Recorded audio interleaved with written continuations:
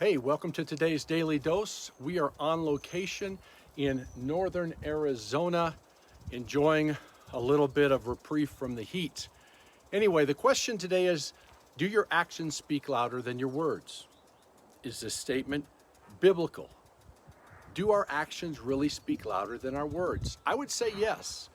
According to the Bible, actions most definitely speak louder than words. After all, did Jesus say they will know you are my followers by what you say? No. Jesus said they will know you are my disciples by how you love one another. In other words, they will know you're Christians by your actions, by how you live your lives, by how you treat one another. Now look, before I keep going on, don't hear what I'm not saying. Our words matter.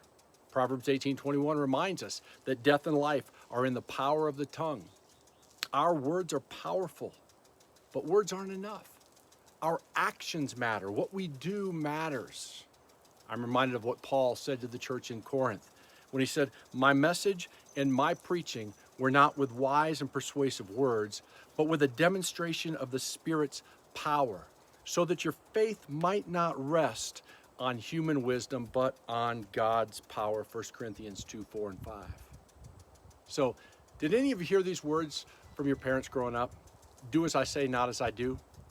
I think this is one of the greatest issues, biggest failures of most parents. They tell their kids what's right and wrong, but then they don't walk it out themselves.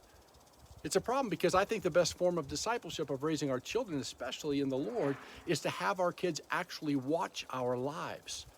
Watch how I'm living, right? Watch how I respond to disappointment. Watch how I say I'm sorry when I make a mistake. Watch how I treat others. Watch how I spend time with the Lord. Watch how I prioritize things of God over the other stuff. Watch how I give God my first and my best and not my leftovers. Yes, listen to what I say, but more importantly, watch what I do.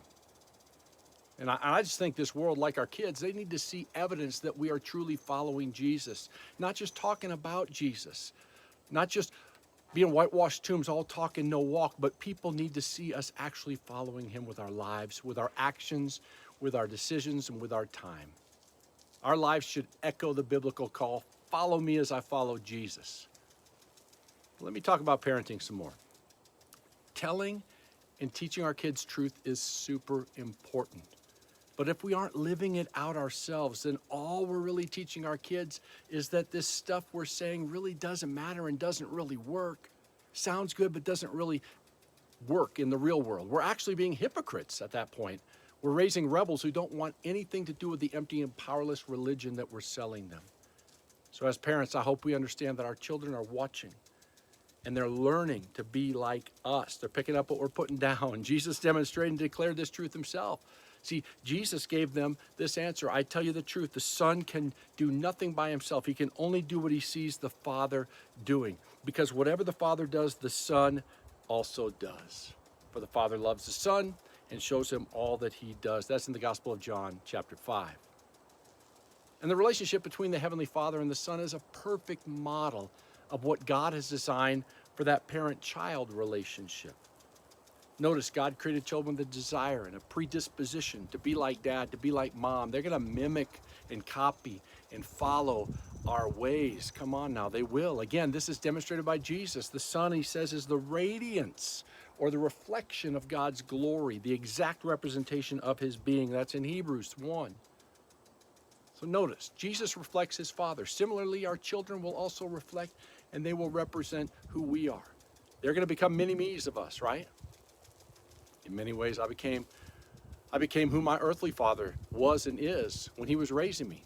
All the good, the bad, and the ugly. I learned sound financial management, responsibility, how to fix things. I learned a love for music and even how to plant a church. And then there was some other stuff that wasn't so healthy, but we're getting over that. God's sanctifying us. But just as parents have the big role and a big calling to show their children how to live God's way, we, the church, have this responsibility in our culture today.